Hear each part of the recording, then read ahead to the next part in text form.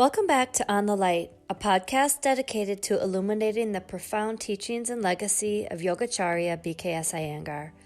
I'm your host, Susan Johnson. In this episode, I am joined by Firooza Razvi. Firooza began studying with Yogacharya BKS Iyengar in 1977 and with Geeta and Prashant Iyengar in 1979. Firooza recently wrote the book titled Yoganjali, Quotes from the Teachings of Prashant S. Iyengar. You'll hear us talking about the book and how she came to write it in the beginning of this episode. Firooza goes on to tell us about how she came to Iyengar Yoga and what qualities she believes BKS Iyengar had that made him a guru. Please enjoy this episode of On the Light.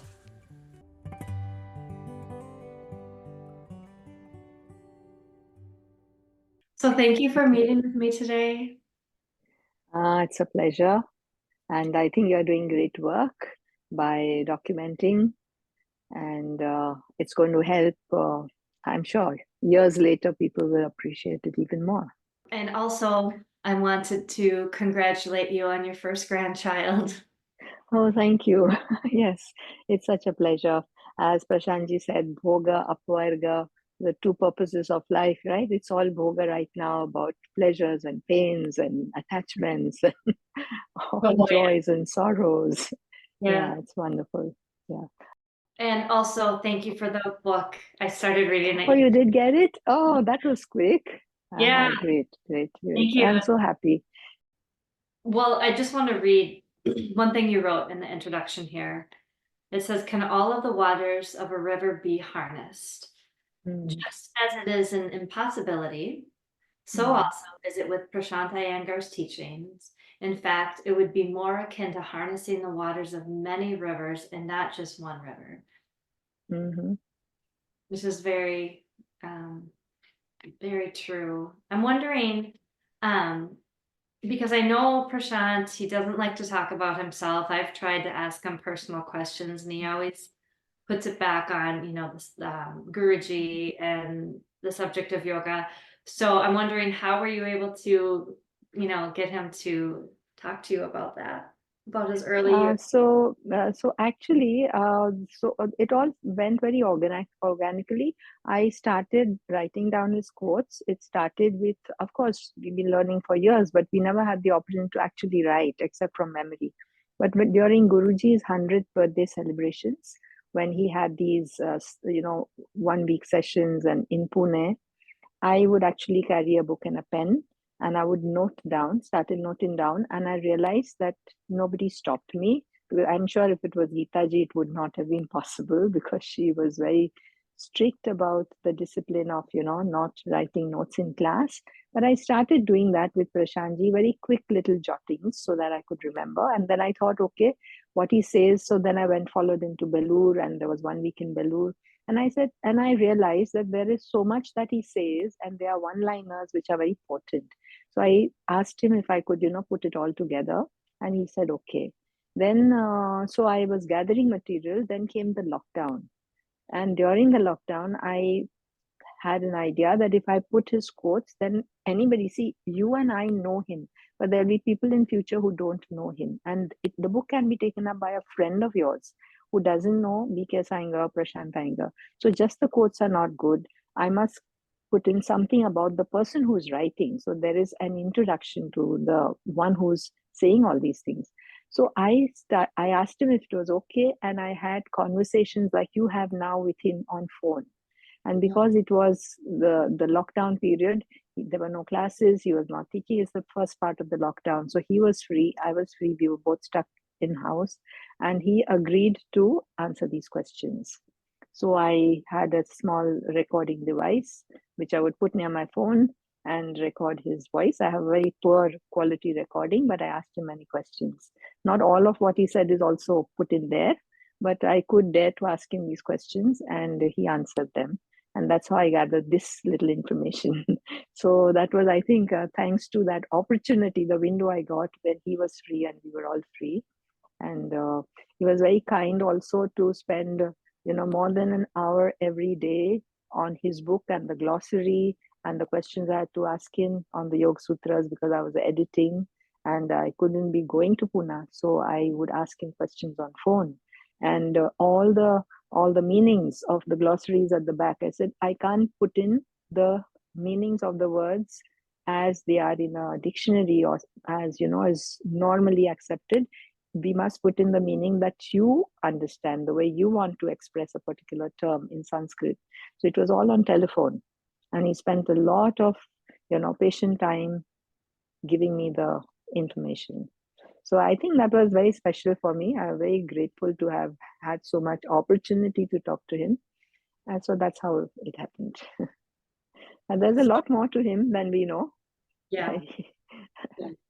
Maybe someday now that you are having these conversations with him, he'll be happy to open out questions, answers. Incredibly blessed to be able to be in this position with him, and I am just in awe of his knowledge, but also of his generosity in sharing.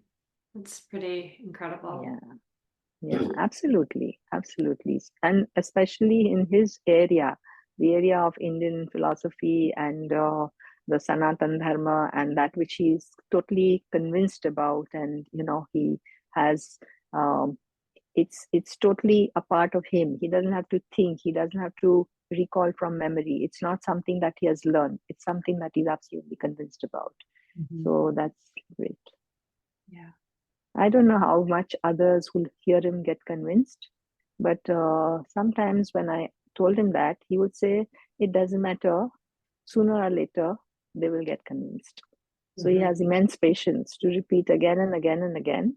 And I can say for myself, because though I am a student of philosophy, I don't have that kind of conviction. I always ask many questions. I'm quite rational, logical. I can't be that, blind follower, or having that total faith that he would have. And I keep asking him questions and telling him that, look, it's not yet working. So he says, never mind, sooner or later, it will happen. Mm-hmm. So that's the way it is. Mm-hmm. Yeah, that's great. Life is a good journey with the Iyengars, for sure. So that leads me to the question I had for you is, how and when did you come to Iyengar Yoga? So I started Iyengar Yoga not with Guruji or any of Geeta Prashant. I started with other teacher. You must have heard of him, Father Joe Pereira. He was my first yoga teacher.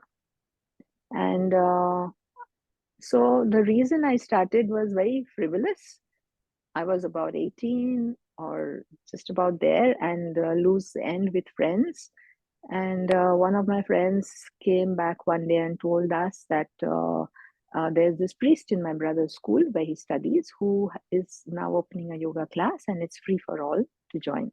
So we were, studying at that time and free in the evenings. And funnily, a couple of us were a little overweight, and a couple were underweight. Somebody wanted to look better because they wanted to put on some weight, and some of us wanted to shed some. So that seemed to be a good reason to join a yoga class. See, so it was all just that. There was no more understanding or no depth at all. And I must tell you that, when this information came, my friends, 3 of them or 4, they did join. I didn't. Because I said, this is not something that I'm, interested in.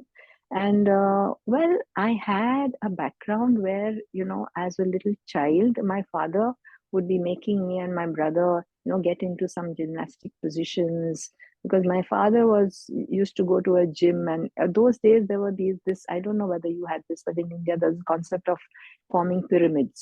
So you would do a back bend, and somebody would do something on, 2 people doing back bend, and stand on somebody's shoulder and a handstand, and those kind of things. So as a very little child, at the age of 7, 6, 7, 8, I used to be doing that, and I used to enjoy that then. And at 18, I said, look, I've done all this in my life, and this is not something that I really need to learn or want to come to a class, so you go ahead. So I actually didn't join. But then every time they would come back and tell stories about what they did in class. And after 2, 3 months, I felt, compelled, okay, let me come and see what you guys do. What, you're praising this thing so much. So I went, and I was quite laid back and sat through the class and said, okay, big deal.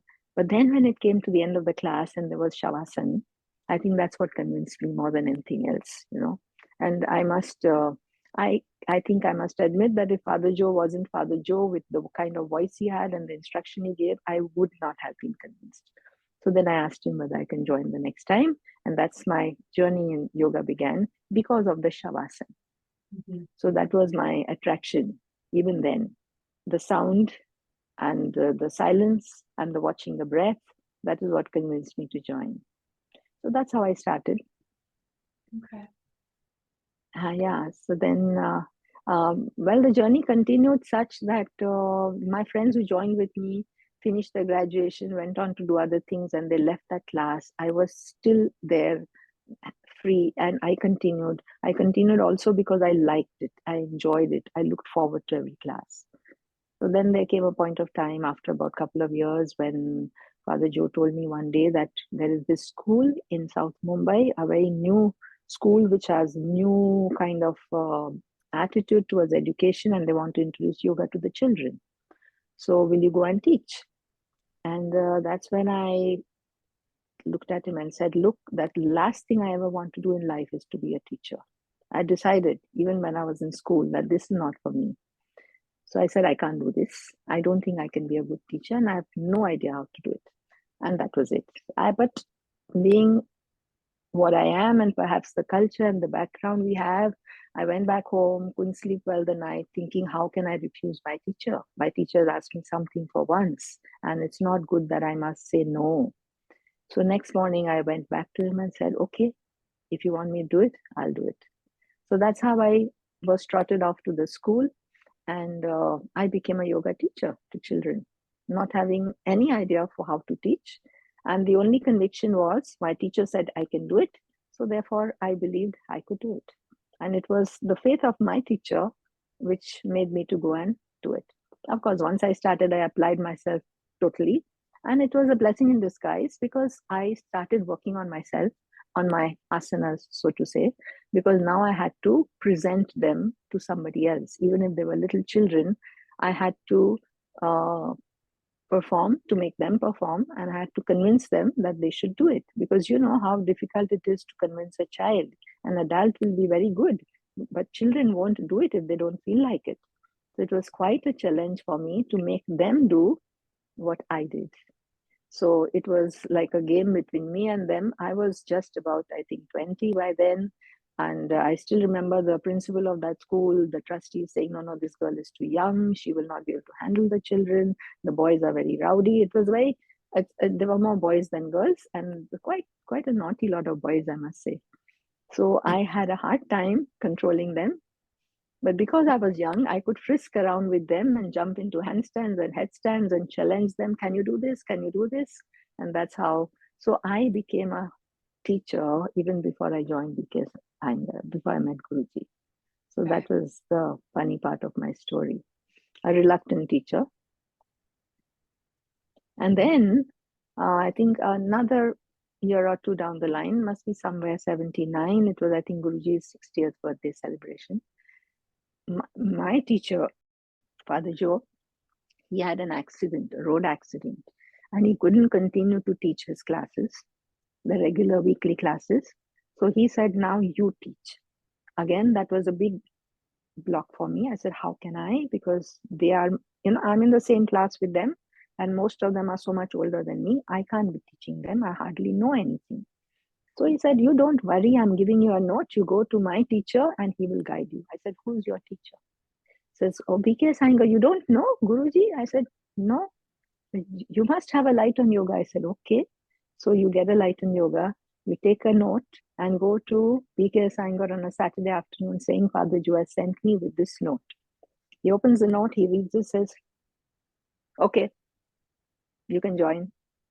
And that's how I am. And Guruji was not, he wasn't an easy person to encounter till you actually know him. He's quite formidable, and particularly in class. And it was with a little apprehension that I joined him, because see, a lot of my colleagues those days, young ones, they would come with their parents, somebody would introduce them, so parents are coming, children will follow. Like if you If you know Birju Mehta, Rajiv Mehta, or Jawahar Mangera, they all followed with parents. Father came and brought the children along. And so there was this background. I had none. I knew absolutely nobody there. And my teacher wasn't there. He was in the hospital. And I was sent here. It was almost like I was sent into the lion's den. So, but so therefore I could not really appreciate his teaching much, because it was just something that I had to do in my mind for that short time to please my teacher. Because for me, my teacher was Father Joe. Mm-hmm. To accept another teacher was not as simple for me even then. Mm-hmm. So I went for a couple of months, and maybe 2 or 3 months. And at that time, there was this 60th birthday, Guruji's birthday celebration, where Guruji, Geeta ji, Prashant ji had demonstrated on stage in Mumbai. Tickets were being sold. And I think it's the proceeds of that which set up the Light on Yoga Research Trust, which we have today. Mm-hmm. And I said, I'm not interested. I don't think you should put all this in public. I didn't attend that demonstration. I didn't go because I didn't understand the value of it and who was BKS Iyengar. So I missed that. And then I promptly, when my teacher came back to class, I stopped going to Guruji on the Saturday afternoon. And I continued with Father Joe. And, like I had taught his class in his absence. Now he was back, and everything was as it should be and was, back to square one, so to say. And after 2, 3 weeks, Father Joe said, but I didn't see you on Saturday. I said, no, I don't come anymore. He says, why? Well, you said I should be there because, in your absence, Guruji would guide me. So I learned from him. Now you're back. Oh, he said, you can't do this. You must go next Saturday. Okay. So there I go, trot off again. So I think a couple of months had passed, probably months or 2, 3 months maybe. And I go back on a Saturday afternoon, and he looks me up and down. And I said, I've come back to join. He says, you can't go away when you want and come back when you want. I said, I'm sorry, but Father Joe said I should get back and join you. He says, okay, but only if you're going to be regular. I said, okay. I don't think I even said a sorry. I can't remember that. So that's how I rejoined. He was very kind and generous to take me back, because when I quit, I had not informed him and I just stopped going. But that was the generosity of the big man. He was a lion with a lion heart, and I was too young and too naive to know anything about him. But then started my actual journey with him, because that one class was a testing class for me. I don't know, I keep saying this, I've repeated this story ever so often and everybody seems to know it, but I don't know if you don't know it. But that was, it felt like he was testing me. I felt he was testing me. Probably everybody else in the class might have felt the same, but I personally felt that, because he was on fire that day. After he told me that, and he said, yes, you can join, but you have to be regular. I said, okay, yes. And then he started the class with Viparita Chakrasan. Viparita Chakrasan, which was to be done from a platform. You know how in schools there are these platforms on which a teacher stands to write on a blackboard? It was that low. And he said, now come on, all of you, Viparita Chakrasan. And I had done Viparita Chakrasan, but from a much higher platform. And I knew what it was, but I said, this is so low that I'm not going to be able to make it, the jump. And I cringed and I stepped back, as always, waiting for somebody else to do it first. And I didn't know he was standing behind me, and he gave me one kick and said, I said, do it. So I had to go up there and just go on that and jump. And I still remember 2 senior trustees those days, Mr. Tarapurwala and Mr. Motiwala. They stood by my side on either side and said, don't worry, just do it, we are there. So with that confidence, I jumped. Of course, I did make it. It was great. But after that, that entire 2-hour session, I think you should take 2-hour classes, if I'm not mistaken, or it may be an hour and a half, I don't remember. But that entire session was, so to say, a backbending session, where we must have done at least 50 is an understatement, but it could be 100, I'm not too sure. It was endlessly backbends of every kind, whether it was Urdhva Dhanurasana with feet to the floor, palms to the feet to the wall, palms to the wall, feet up on the windowsill, palms on the windowsill, Viparita Chakrasan, Viparita Dandasan, Ushas, you name it. And the best part was it that Guruji was there in the middle of the room there, also performing with us. Wow. Everything that he made us do, he did too, and also without any support. And at that time, as a 20 plus 20, I must be 22 by then. No, I must be still 21, I think. So at that time, for me, it was like, what's this? I've never seen anything like this before. This man is 60 and he's doing this. And look at the energy that he has. Look at the power he has. And, the command. And I was so much overwhelmed by him that day. And of course, I was also on high adrenaline because I had decided that now I cannot quit because, now that I've come back and he's taken me, it would be a shame if I cannot manage. So I have to get through this. It's a question of my ego as well, I think, at that age. And I was young, so I could perform, but I was panting and he was not. And that was, the big eye opener for me. So I think it was instant reverence. So I must say that it started with the attraction to his physical prowess. As I heard the other day, Prashantji saying the same thing. It was all about how much power he had, how much energy he had, how much he could do more than anybody else. And, at 60, he could put a 16-year-old to shame. And that is what was my attraction towards him then. But there was something that happened at the end of the class, which I did not recognize for a very, very long time. And when I left that class, of course, there was physical exhaustion because you had put in every ounce of your energy to do your best. So the legs were, like not supporting me. I'm sure every Iyengar student knows that feeling of, how you push your body to limits. But at the same time, I was somewhere in my head on the seventh heaven.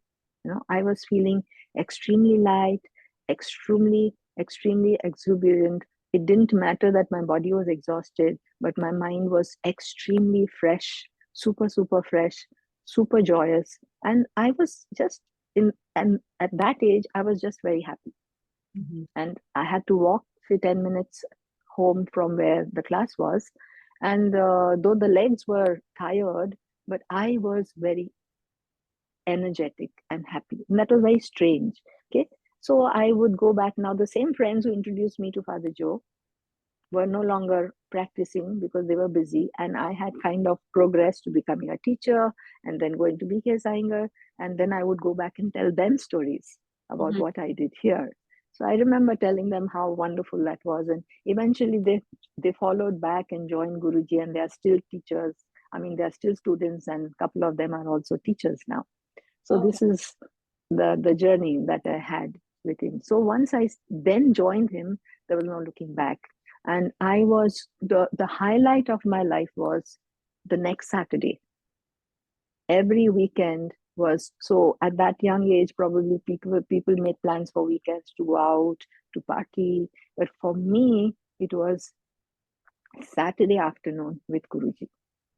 So that transformed my life completely. My family could not understand why I was so keen on this.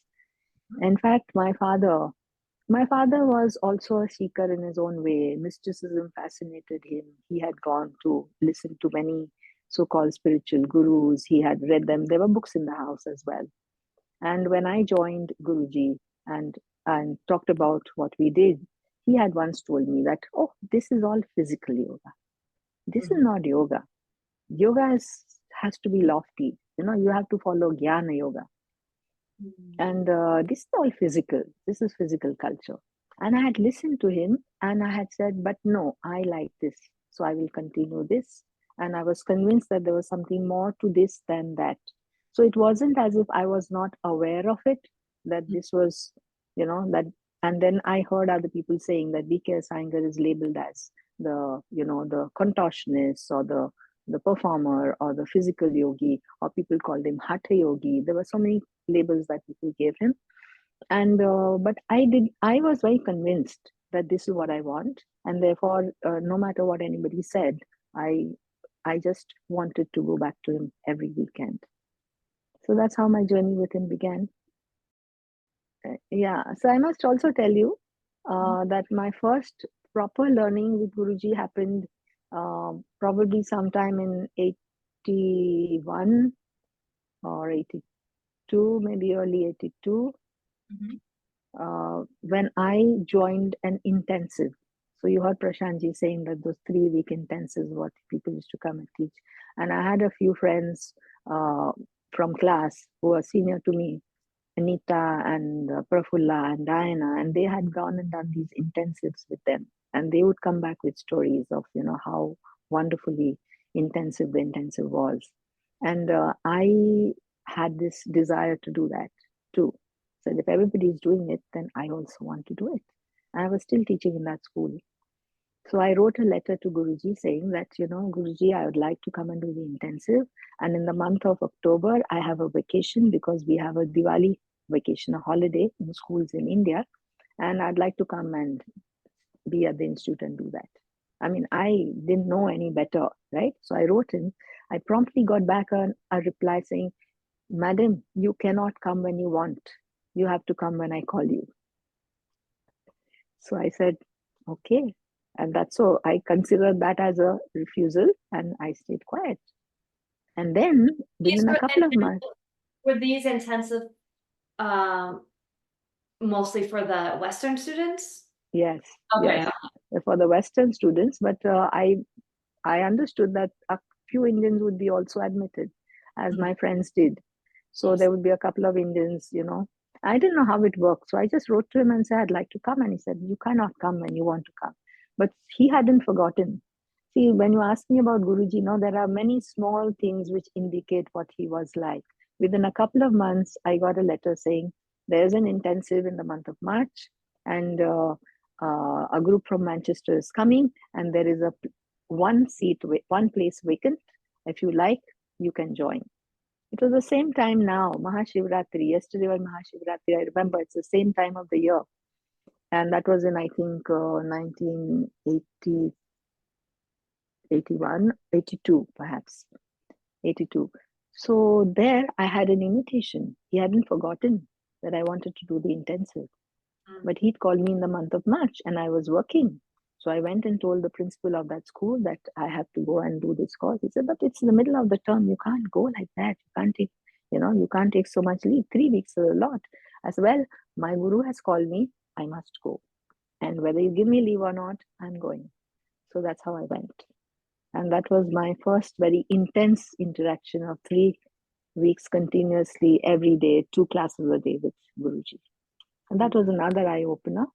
The morning sessions were very, very intense, no doubt, and very challenging, and which I absolutely loved because I was at that age. And I also loved the fact that, Guruji focused on the beauty and the grace and the performance, because somewhere there was an artist in me who enjoyed, so I also had learned a little bit of dance, and I found that the grace in his performances, I wanted to bring that in mine as well.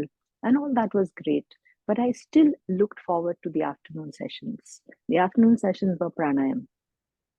And they were entirely pranayam. There were no asanas, just pranayam in maybe Supta Virasana or some things like that. And I still looked as much eagerly to the afternoon session. What I want to say is that though there was the physicality in Guruji's teaching, which enamored me as a young girl, and which is the way I saw yoga, but there was something in his teaching, whether it was Father Joe right at the beginning or whether it was Guruji after that, there was something about their teaching which was not just physical, which touched a much deeper chord in me, which wanted me to explore that more and more and more. And it's in these pranayam classes that the philosophy would come in, the way he would express, the language that he would use, the way he would allow you to explore and experience a different level of existence through your breath and understanding your breath through pranayamic techniques. This is what enamored me more than the asanas. So I would say that it didn't take me very much long to discover that there was much philosophy in what he was teaching. There was much So philosophy is not a word that I would have used then, but there was much depth in what he was teaching. And that is where I wanted to explore more and more his teachings, not just about, how long I can stand in Sirshasan or whether I can do Ristikasana. I still can't. I never could. So I never reached certain possibilities. But that didn't matter to me so much because there was so much other richness that I found in his teaching. And this is what I went back again and again to explore. So Guruji was very generous. He allowed me to stay at the institute. I must tell you that I went there the course started on Monday morning, and I went with my little bag on Sunday evening, and I landed up at Rimi, and he looked at me and said, "Oh, so you've come." I don't even know whether I answered him that I'm coming. I can't remember that, whether I had that courtesy in those days. I landed up there and he said, "Oh, so you've come."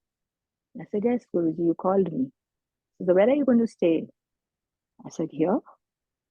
So he said, "Oh, so I assumed that if you went to the institute, you stayed at the institute."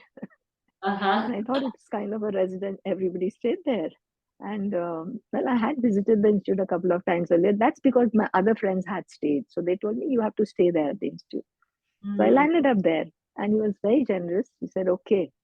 And I think it was a Sunday, so there was no Pandu or anybody. So he said, "Prashant, open one room for her and let her stay." So that's how I got his generous entry into his heart, into his institute. I stayed there for 3 weeks, everything. And then gradually the library was opened out to me. I could go and, read anytime. Then Prashantji was equally generous. He used to leave the keys and say, "Well, here are the keys to the library, whenever you want." So I would, even if it was 11 in the night, I could go down, open the library, sit and read. So I was given so much of generosity. Well, you've touched on it a little bit already, but in episode 2 of the podcast, so what came out last week, Prashantji talks about the arc of Guruji's practice. And I was wondering, over your years of experience, what did you observe with this? How his practice evolved? Yeah, that's a wonderful question. Actually, I'm sure every student will have their own observations to give. It's a question you should be able to ask everybody who studied from BKS Iyengar, and they might have their own different observations. So, as I told you already, yes, that I was so enamored by his physical prowess and his grace and his beauty. And then, of course, that light on yoga was such an eye opener. I think light on yoga became popular not only for its text, but because of the photographs. Nobody had performed the asanas in this beautiful a manner. And of course, a lot of effort was taken to take those photographs. And Prashantji didn't say it that time, but I know that he said it, that, there were times where Guruji would practice a certain asana. And when he thought he was getting it very well, he would call up the photographer and say, "Now is the time to take this picture," and, how to present it. So he would go off to studios at odd times, and that photographer would be following him, trying this angle, that angle to get the best postures. So they worked, I think, very, very hard at that. So that was definitely an attraction for me. As I said, I found right from the beginning that there was something more than just the physical aspect, because it was my mind which was getting transformed. Okay. And I, as a 20-year-old, found myself changing. See, that's the time in your life as a teenager. When you come to the end of your teens, there's a lot of personality change, and you come into your own. Before that, you were just a child. And I think um, I lived in a protected environment. I hadn't gone out into the world, so to say. So I was quite shy, quite reticent, and quite laid back. And like I told you, there most of the times I would say, "No, I don't want to do this." But then I changed as a person, and my friends noticed that. I noticed that, the confidence that came in me. So I said, something is right about this. Something good is happening here. Yeah? And then I was very much taken up by the language that Guruji used, the language Father used. Of course, after Guruji, Geeta Prashantji also, but they came in a little later, as my teachers. And the kind of language that they used and the kind of expressions that they made were very fascinating for me. So then I thought about it. And then I had to graduate and select a subject for graduation. And so I remember I spoke to Father Joe and I said, "What did you graduate in?" He says, philosophy, because he is a priest. And I had no idea then. So I said, okay, so I take philosophy. That's how I selected philosophy, because then, and when I started reading the books, I realized that what I'm reading in this book is what my teachers have been speaking so far. So when I read the yoga philosophy, the six systems of Indian philosophy, and yoga is one of them. And I'm reading the book and I'm saying, oh, but this is what this was meant when Guruji said that. And this is how it is, and this is what is written light on yoga. So this is how I started relating. And then I took an interest in studying philosophy. And then I could relate to what Guruji was. So Guruji did not teach philosophy, and he did not teach the way Prashantji teaches. Textual, theoretical knowledge was not given, but he would say something, and there would be something that you read between the lines in whatever he said. And because I had then that connection with the subject of philosophy, I could read between lines in what he said. And that was equally fascinating for me. And then I would go and tell him about it, and he would be very happy to, oh, yes, now you understand, So opening out his words, which came in an informal manner, but I understood the formal philosophy through his informal words.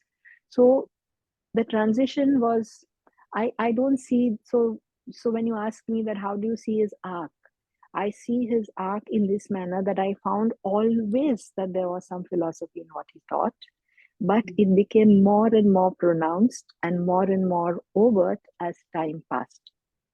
So in the classes, if he said something like, I remember, if he says, do your Sirshasan as if you are standing on the edge of a cliff. I still remember that. And what does that even mean?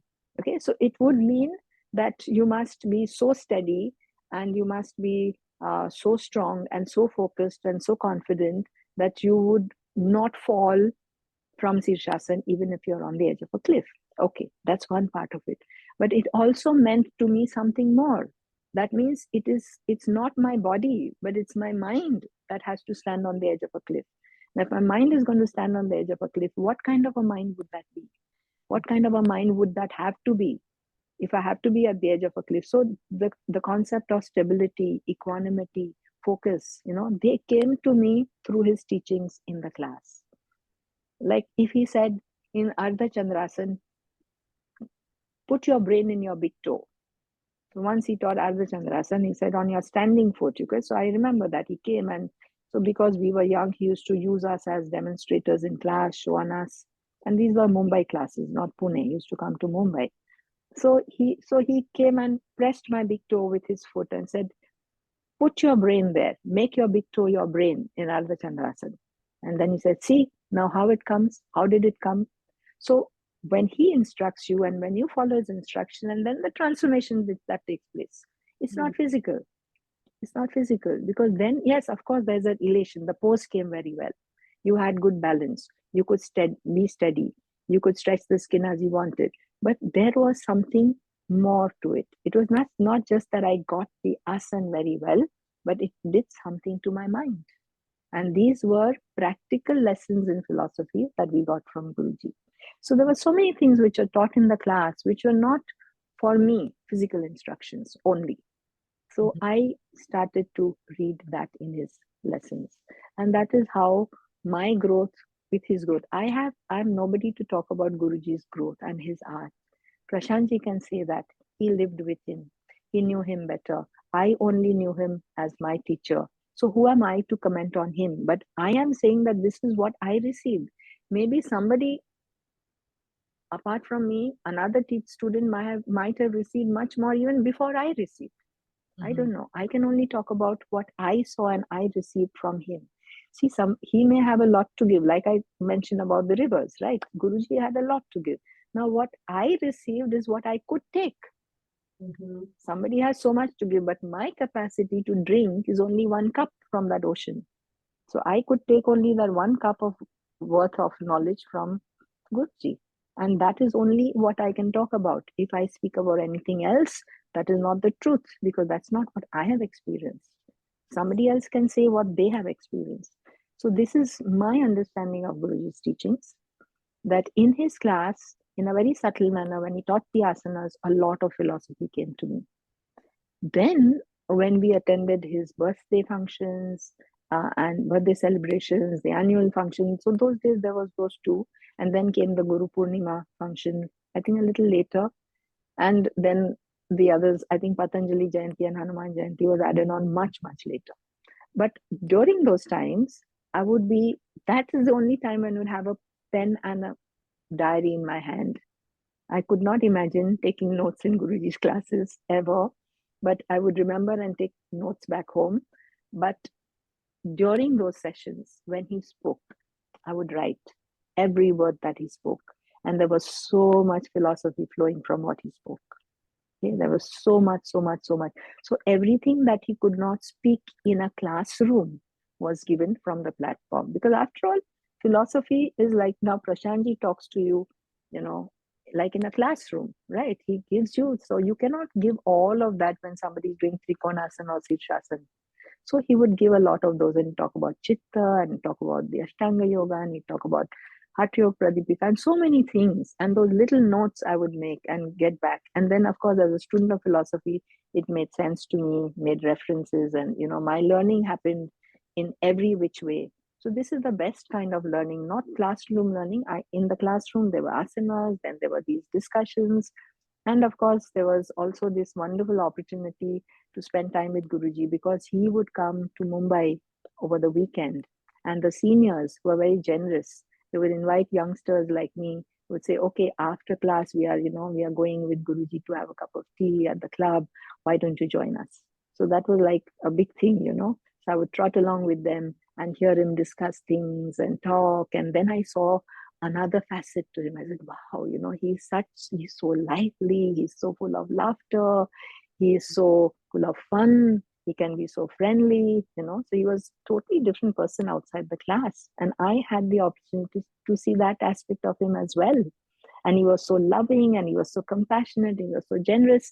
He was compassionate in class in a different way. He could be very harsh on a student, and that was his compassion. That he was very hard on you, but because he wanted you to get well or improve, that was his compassion. But outside the class, his compassion was in so many different ways he displayed his compassion. So then I was listening to him there. So there are so many platforms on which I learned from Guruji.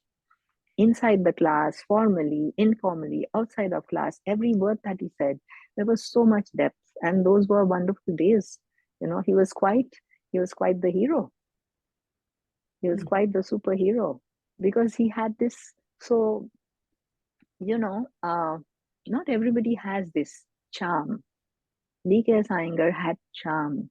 He could inspire everyone. Okay.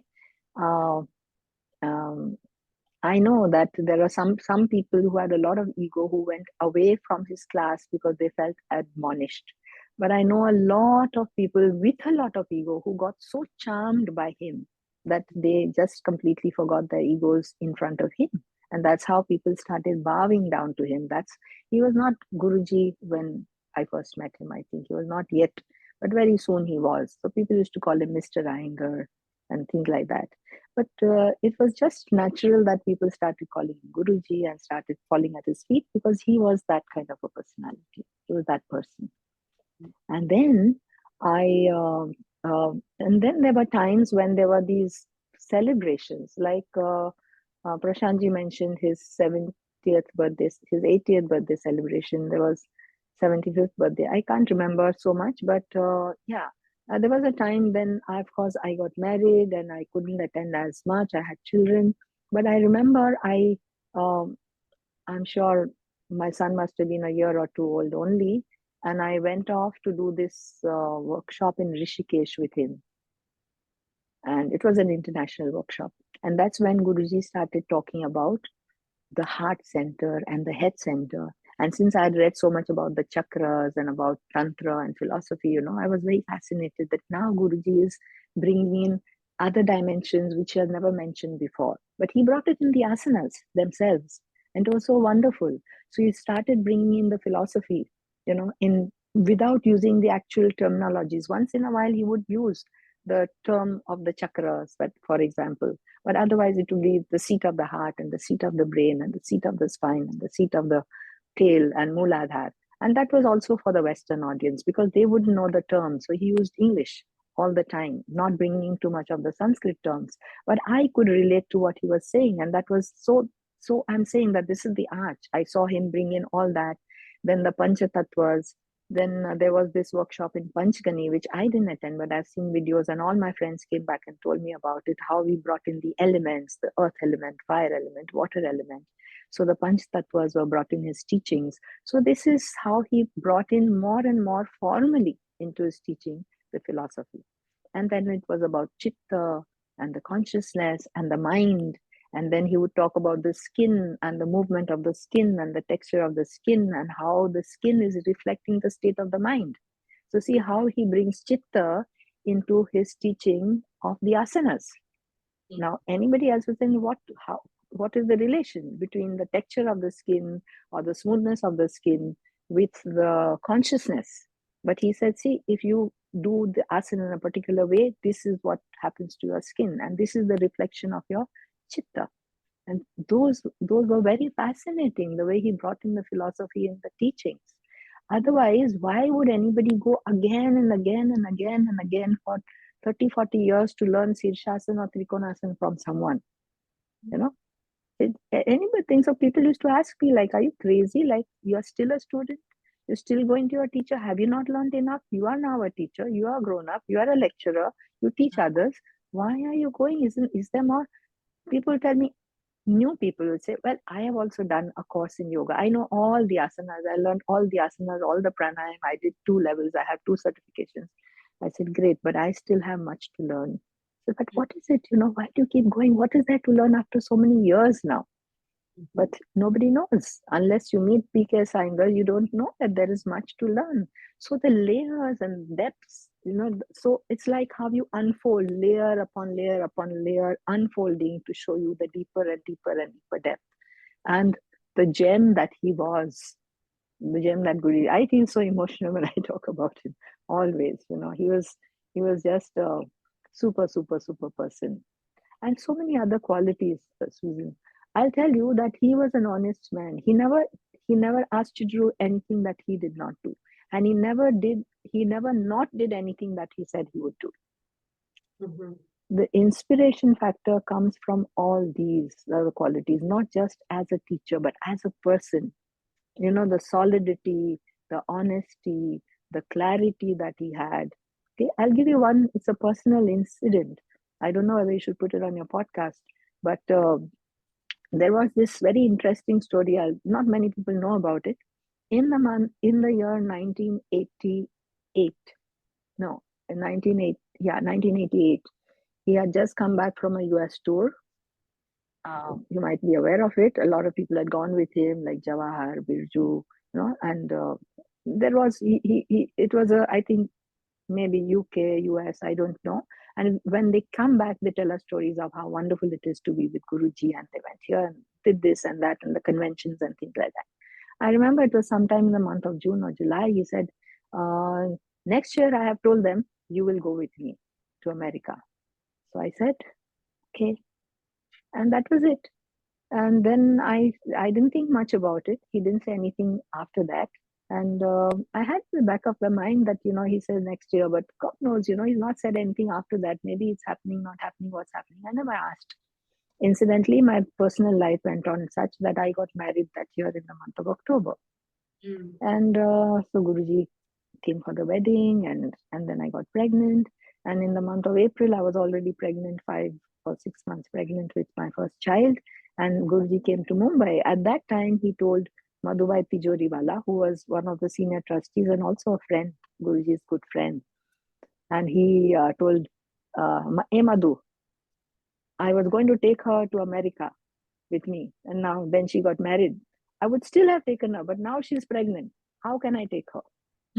So he had not forgotten. And I had forgotten.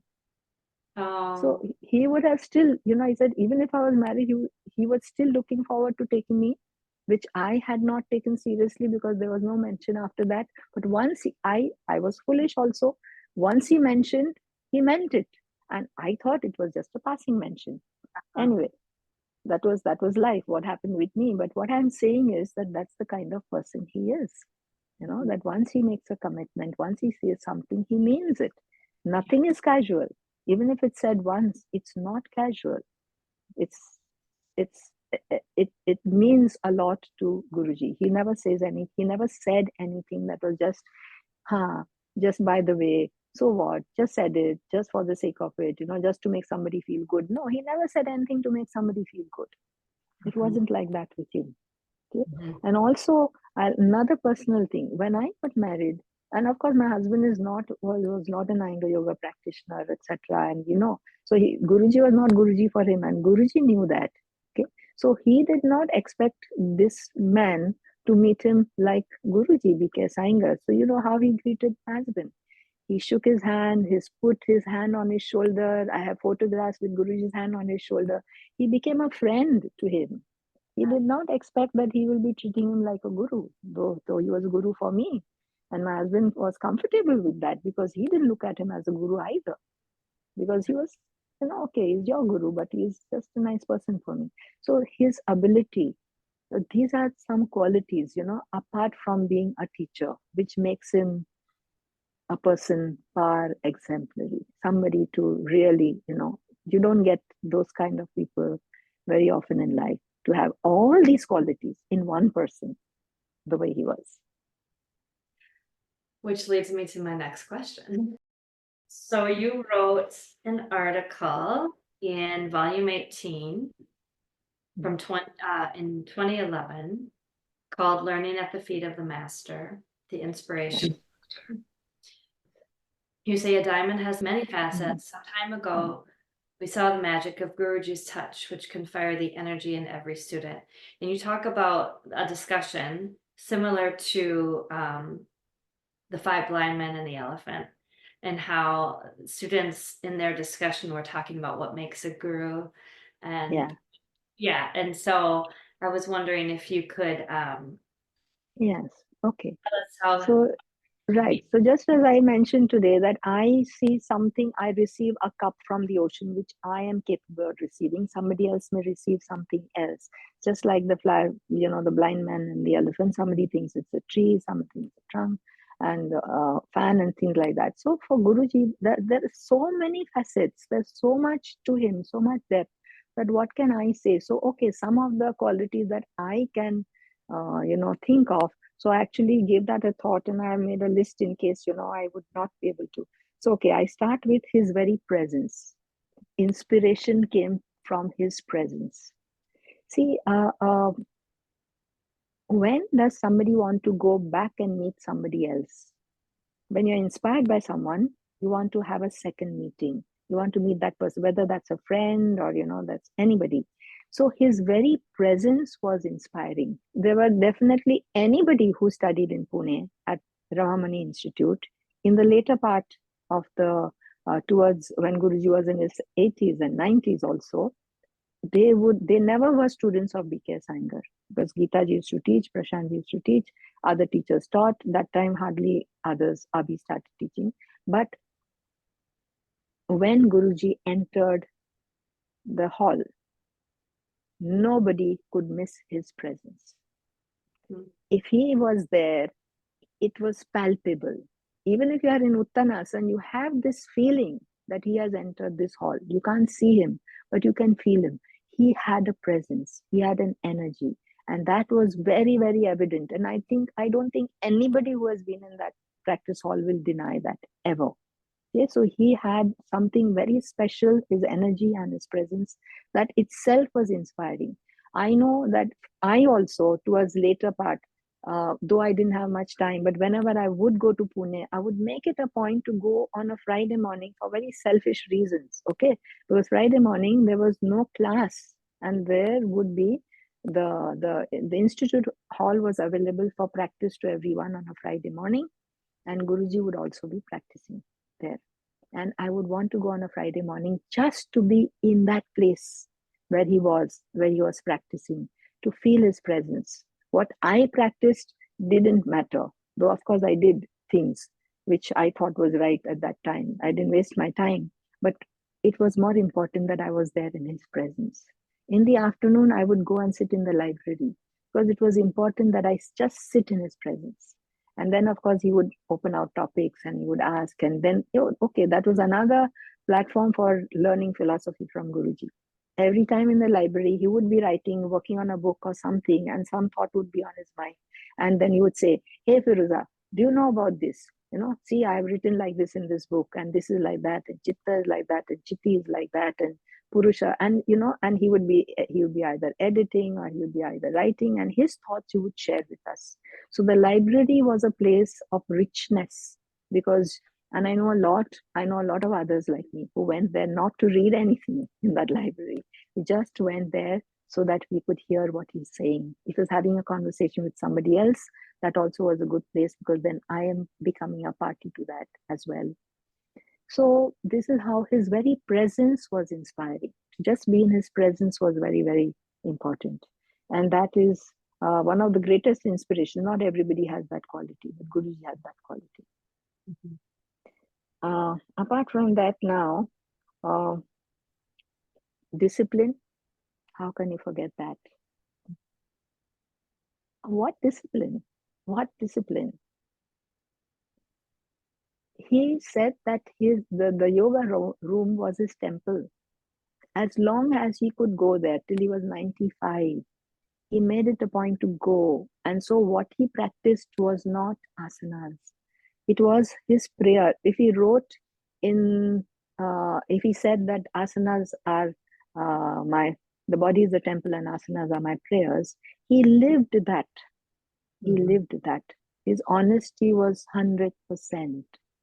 He did that. So when whatever little he could do in his last days as well, it was his offering to the divine, the divinity that he believed in, that divinity within and without. You could see that. You could see that. And that kind of a discipline, who has? Who has that kind of a discipline to endlessly, year after year, keep every word, fulfill every promise, satisfy every question? Prashantji also said how annoyed he was that he would spend 2.5 hours in the library answering every letter, every question sent by people. That was a discipline. I may decide that, okay, today I'm feeling too lazy. I won't go to the library in the afternoon today. I take a break. Not Guruji. Every afternoon, without fail, if he was in Pune, he would be in the library. If he was not in the library, it was a thought. Is he unwell? What's wrong? Why is he not here? Then we would ask, is he traveling? Has he gone somewhere? It would be a matter of concern. So, discipline in life in every which way. That's a huge factor for inspiration. And I am, there are very few people in the world who would have this kind of discipline. And here, by discipline, you should not mistake it as an OCD. And there are some people who have obsessive compulsive habits, and they can be considered very disciplined. That person wakes up every morning at 7 o'clock, and every day at 7:30 I must have a bath, and 8 a.m. I must have my breakfast, and 9 a.m. I'll leave my house.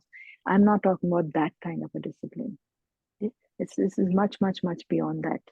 And also that if necessary, his routine would be changed as well as when he was traveling. I remember, like, what about the times I didn't have the fortune to travel with Guruji? I blew that one chance away. So I never had the good fortune to travel with him anywhere, but I've heard from others. And for example, when he went to China, how old was he? He was 91 or 91 plus. And at that age, to go to China and teach that large group of people in a convention. Okay, Rajvi once told me that he was so tired that she had a question to ask him. Before he had finished his answer, he had fallen asleep. He must have been so exhausted. But his commitments, he didn't give up. He was so the other quality, passion. Passionate about everything in life, not just his subject. Whatever he did with passion. There was no casual approach for BKS Iyengar. Nothing was done casually. Nothing was done casually. So there was this intense passion for his subject, passion for sharing that with the others, with other people, and the love. So passion goes with love. Nobody can be inspiring to anybody else if there is no passion in you. And if there is the quality of love in you, then you reach out to the masses in a large way. People might have said anything about BKS Iyengar, that, he was a hard taskmaster, whatever, whatever, but he had tremendous love flowing from him. And you could feel that in so many ways when he looked at you, when he looked with compassion at people who are suffering. He could show anger. He's very angry that you are unwell. Okay, it appears that he's very angry that you are unwell. How could you do this to yourself? But there is compassion, and that love flows, which is why he goes all out to help you. Okay? And so the love for his subject, the love for his students, the compassion to heal others, to be helpful to others, all these are great qualities, which he had. And though he didn't use that word love a lot, but towards the end of his life, he did. And I remember very well on his 95th birthday, which was his last public address in the month of December, because the next year he was no more. We didn't celebrate his 96th birthday. And in his 95th birthday, though he was frail, he was on stage and he said, "I love you all. You are my children." That's when he openly said that. So there was, his love was just flowing. Probably he knew somewhere that he's not going to be around for too long. He knew his health was failing, and that is the time when his philosophy became deeper and deeper. Something, I think it was in, so he went in 2014, but in 2013 I remember I went to Pune, like I said, being in the hall when he was practicing, and his practice was over. And after practice, he would gather his dhoti, his kurta, and then he would walk down. And he walked towards me. I happened to be there. He walked towards me and says, every cell in my body is vibrating. It is shaking. And even then, I didn't understand. I thought maybe, he's talking about his feebleness, or, his shaking as in that he's exhausted, maybe. But no, what he actually meant was the vibrations that you could feel in his practice. And he came to tell me that. And of course, it takes time to figure out what he's saying, So and I don't think I'm very smart, because I don't get everything like this. It's just later that I realized that, oh, this is what he was trying to tell me. The vibrations are just the spiritual vibrations. I can't think of Guruji complaining about, physical weakness or shakiness of he couldn't be meaning shakiness of the body when he says vibration. This is what he meant. So these are the things that he shared. These are the things that you learned from him, And then also, and then he would constantly talk about prana and pragya. That was his favorite topic towards the end in the last year. So prana and pragya. So he was always trying to bring this connection between knowledge and the self, and the energy, which is prana, and the connection to the prana. So he said that, when prana and pragya don't go together, that is when the union yoga does not remain. And I think that he said towards the end that, now I think my prana and pragya are not in sync with each other. It's time to go. Something like that. I think Abhi said that, or somebody from the family said that. So he was constantly aware of this, constantly pondering upon this, even till the last. There was so much philosophy coming from Guruji without any formal classroom structure as such. So if you ask me about the art of his progress, then I cannot say anything. These are my observations. And for me, the person, or what mattered to me, was BKS Iyengar, Guruji as a person, not about his achievements. I can never give a talk about his achievements, because that's not who am I to say what he has achieved? But what I experienced from him, I can say. I want to say something more about him also. Friend. I've seen him to be a wonderful friend as well. Not to me, but I've seen him like his senior students were also his friends. Like Madhubai Tijoriwala was a friend. I know that when he wanted to reach out to a friend, he had some people who would consider friends. There was one time when he said, I want to come to Mumbai. He himself said he had stopped coming, had stopped traveling a lot. Said, I want to come to Mumbai just to meet all of you, not to give a talk, no lectures, no lessons, just to meet. So I remember that time that I had the good opportunity to, to fetch him and to take him. So he wanted to go to certain familiar places like the Hanging Gardens, and then to have meeting. So there was one, and then to meet at a club like Old Times and have tea with the senior, trustees. And so, and I said, and at that time he was just a friend, and he was such a wonderful friend to everybody. He didn't have that air of, he didn't want to be a guru at that time. He says, no, don't call your students and don't tell me to, answer questions and no talk. I just want to visit, for old time's sake. So that was another wonderful memory I have, spending time with him, taking a walk with him in the park. Mm-hmm. And then suddenly somebody would come and approach him, recognize him, and meet him and fall at his feet, and he would laugh and then go on his way. Okay, I want to say one very important thing. As a teacher, Guruji never advised anyone. He never said, you do this. He never said, you should do that. He said, what should I do? Find me a solution. He didn't find you solutions, as far as I remember at least. But he would empower you sufficiently to find your own solution. This is a mark of a great teacher and a great guru. He would say certain things to give you some guideline, and then he would empower you, and he would leave the decision to you. I remember one day I was walking down the steps at Rimi, and he said, hey, what are you doing? You're not teaching in that college. So I said, well, Guruji, it's a job. It's my livelihood. I teach philosophy. You know that. It's so close to yoga. He says, this is more noble. This work is more noble than teaching in a classroom. He never said anything, but it was a hint. Mm-hmm. And he empowered you to take your decisions as to, what you want to do in life, where you want to go, what you want to progress. So I know that not after he said this, but even otherwise, I was very much aware of it. So I never proceeded towards my academic career further. I never finished, though he did tell me that you should do a PhD. At that time, he was quite excited that, do it in my subject and Hatyo Pradipika. So I had kind of formally decided to do it, but I got so involved in the teaching and then, of course, family life and everything that I never went ahead academically to get any more degrees or, any further. And because this is more noble than that, and I understood that. And like that, I know that he's done that. He's empowered all his teachers and all his students in so very many different ways in life. So this is another mark of a great teacher, one who can inspire you. Not somebody who tells you what to do, but somebody who gives you the possibility of making the right choices.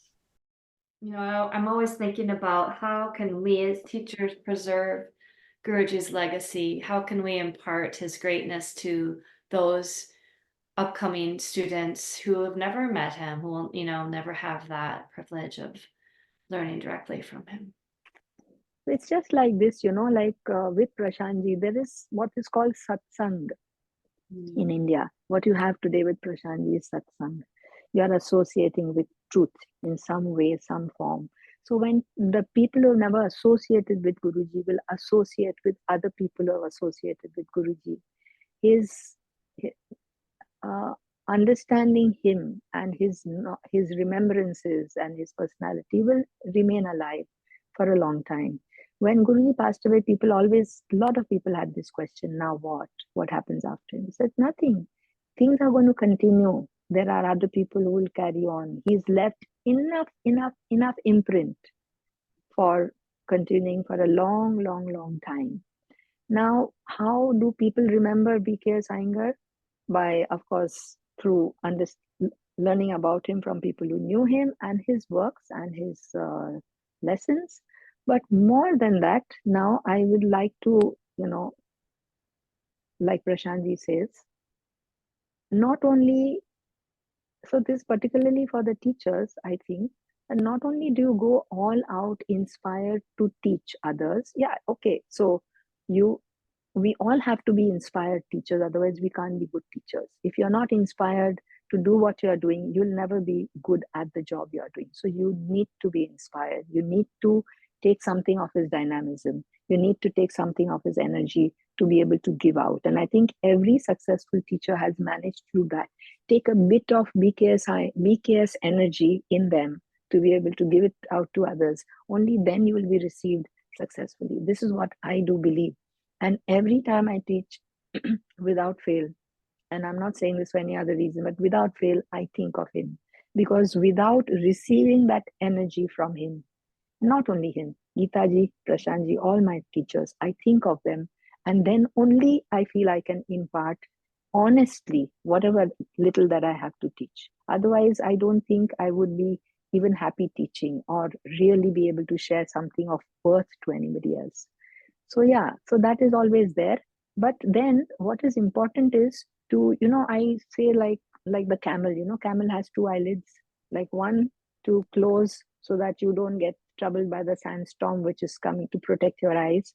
So you should be like that, one eye turned in and one eye turned out. You must look within and explore, as Prashantji says. It's not something that you only do and you teach, but you explore, you experiment, you grow within yourself. So that inner growth, the torchlight should be shown inwards for inner growth, which is absolutely essential. Because if you do that, there will be a reflection out.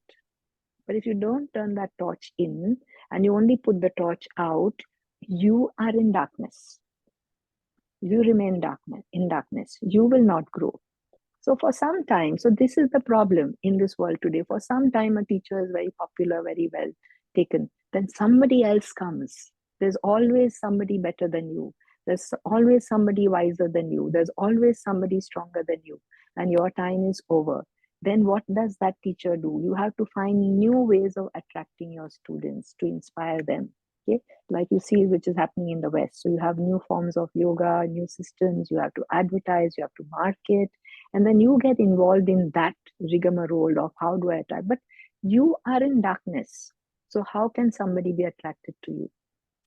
If you keep shining the torch within, there will be some reflected light. And if you are able to reflect that, the people outside will be able to receive that light. And that is all you can give. We are not in any capacity to give anything that we don't have. How can I give you something I don't have? I can only give you something which I have.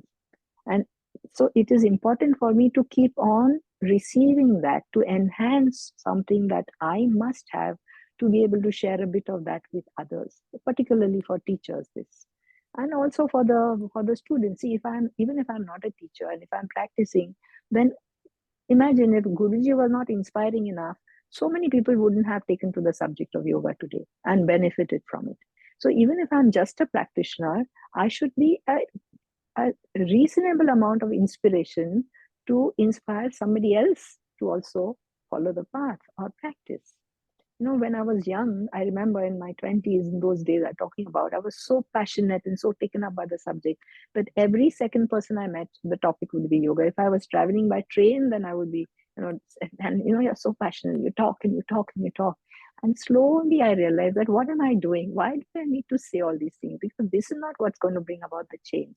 I just need to be me and see what I can do for myself, become a better person. And if that is sufficiently inspiring to somebody else, they will come and ask you about your subject and what you're doing. Why should I be, talking about all the time?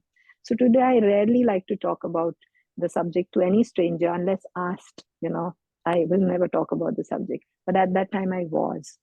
So this is what I feel, that once you turn the torch inwards, then you just be with yourself and your growth.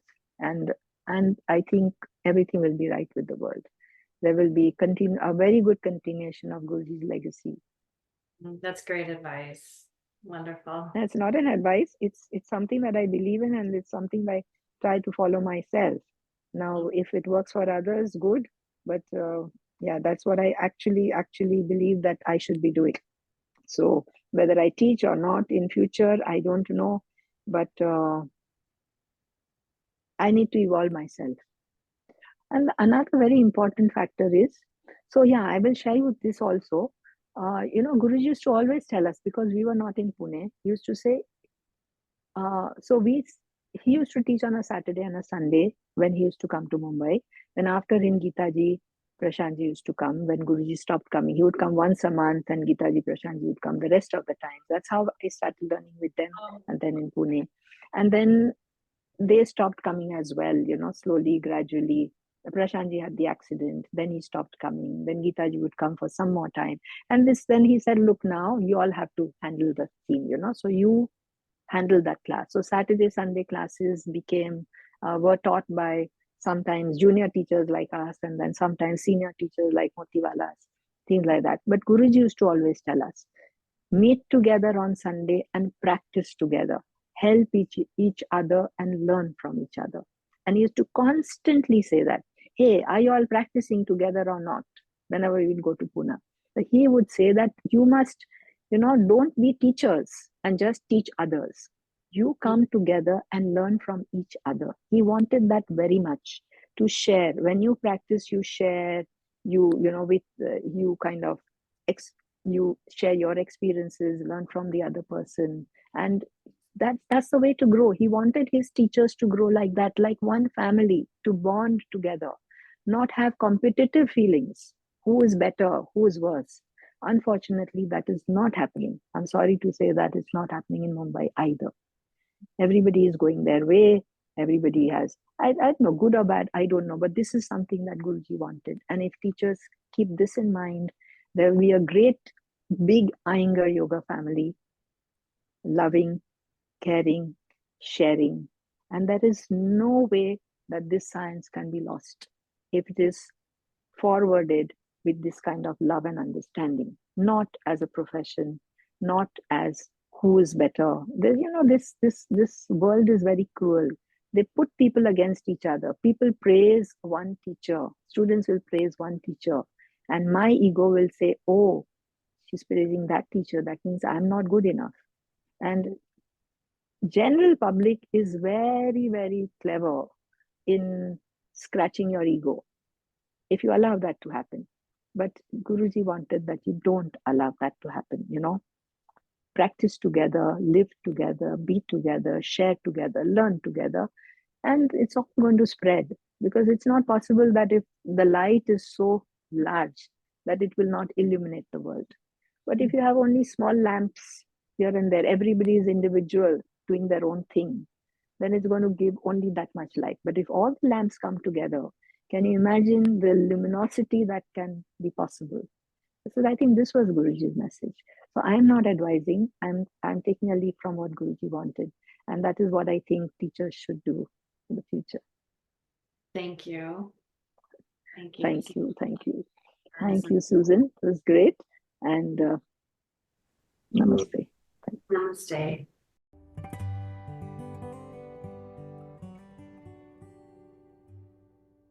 Thank you for tuning in to On the Light. Stay with us as we continue to unfold the life's work of BKS Iyengar and the auspicious subject of yoga. Today, I leave you with this quote from Guruji. As we explore the soul, it is important to remember that this exploration will take place within nature, the body, for that is where and what we are. That's all for today. Until next time, shine bright.